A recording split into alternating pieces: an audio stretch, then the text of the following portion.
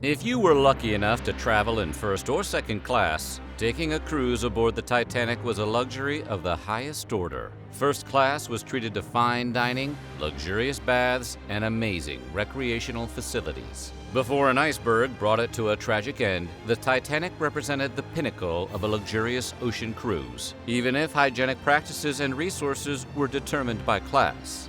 Today, we're exploring hygiene on the world's most famous ocean liner, the RMS Titanic. But before we get started, be sure to subscribe to the Weird History channel. Oh, and if you don't mind, leave a comment and let us know what topics you would like to hear about. Okay, let's clean things up before this ship goes down.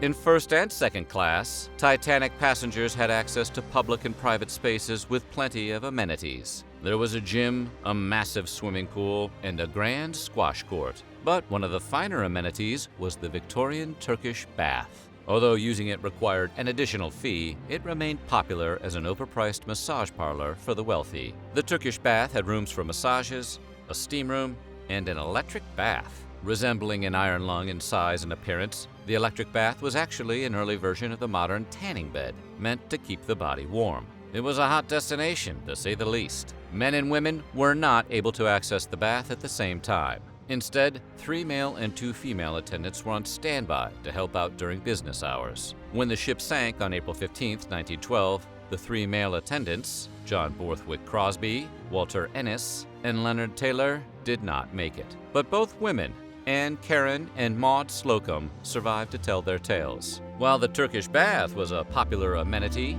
regular baths were a bit more scarce.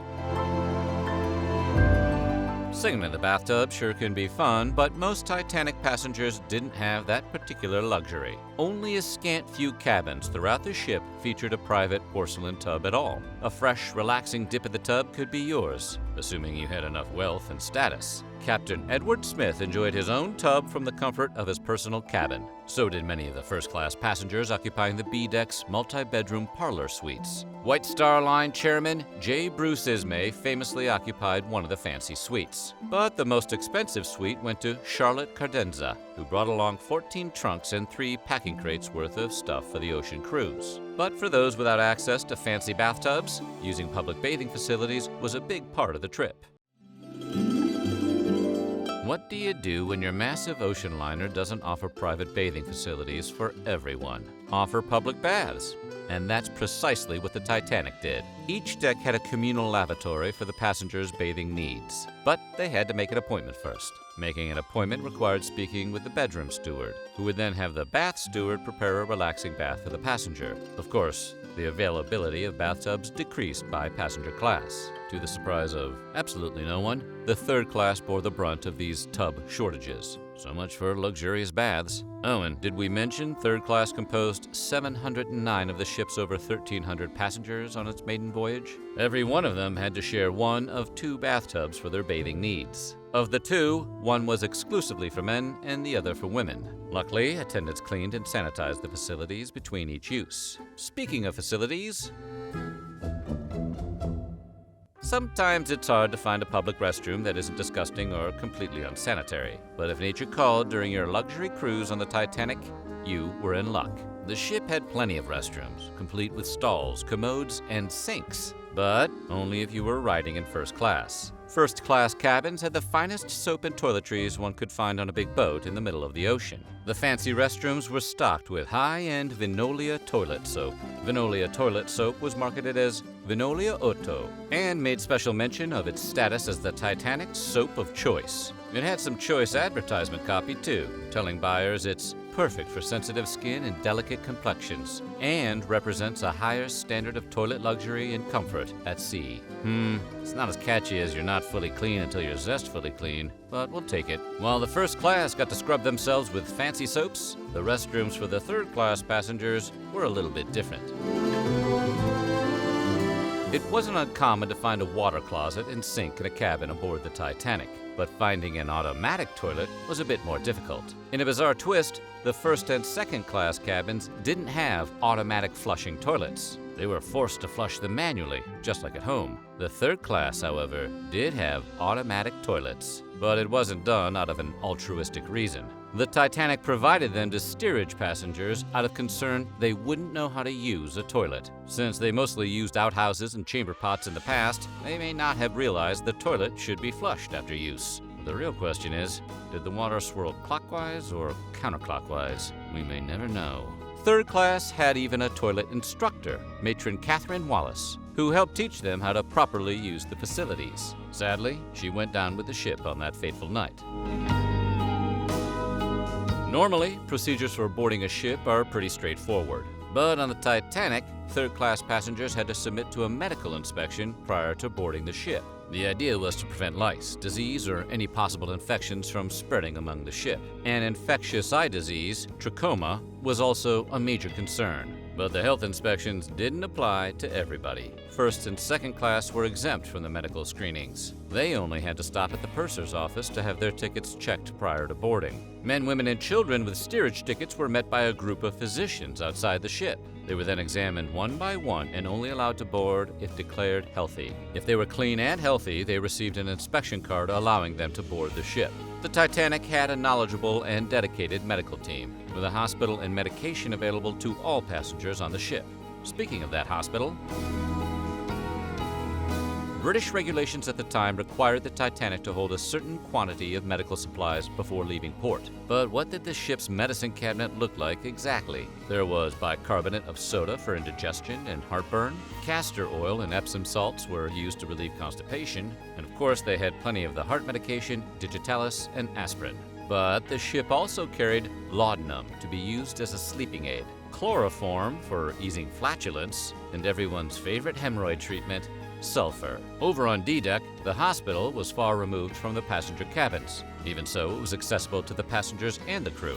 It was state-of-the-art for the time. 4 wards contained 3 beds apiece, and a qualified medical staff was always on hand. The hospital also had an infectious disease area, complete with a ventilation system, for preventing germs from having a cruise of their own. It was truly ahead of its time, but first-class passengers still insisted on bringing their own help.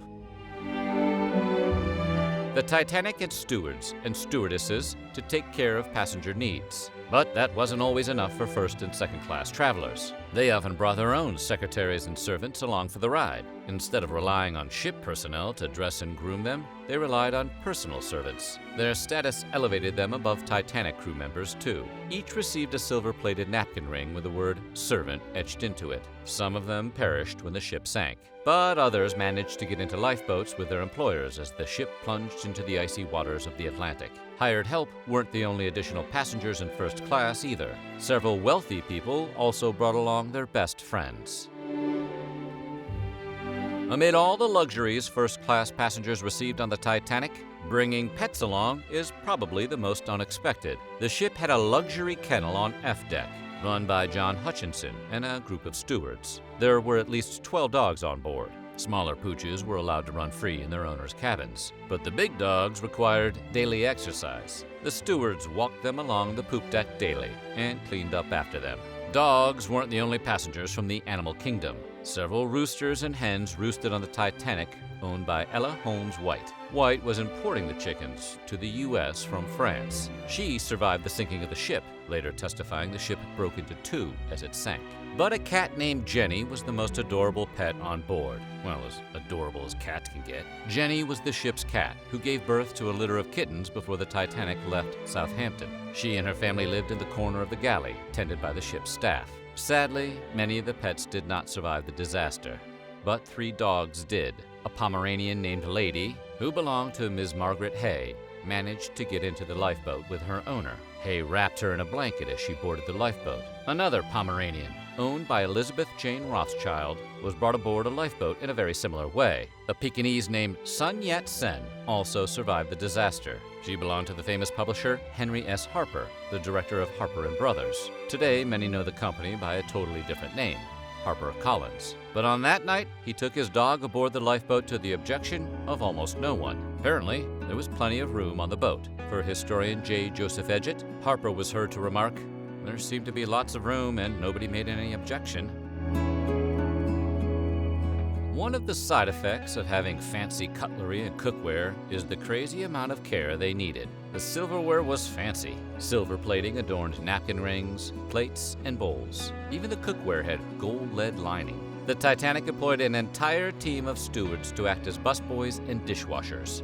They had assistants who washed plates and glasses. Even their assistants had assistants to handle the cleaning duties. The ship also provided meals on less elegant dishes to third class. This was unusual for the time, as most ocean liners required steerage passengers to bring their own food. There was also a ton of laundry. Third-class passengers and crew washed their clothes in iron tubs themselves, but first and second class paid to have their garments laundered. There weren't any large-scale laundry services aboard the ship. It was a specialty job held by stewards like Thomas Baxter, Sidney Holloway, and Ernest Olive. In addition to laundry, they kept linen closets fully stocked and changed first-class bedding daily. Soiled linens and towels were steam cleaned and bagged, so they could be cleaned once the ship reached its destination. It was standard practice at the time, keeping things clean for a large number of passengers on board. So what do you think? Would you have wanted to share a bathroom with 700 other people? Let us know in the comments below, and while you're at it, check out some of these other videos from our weird history.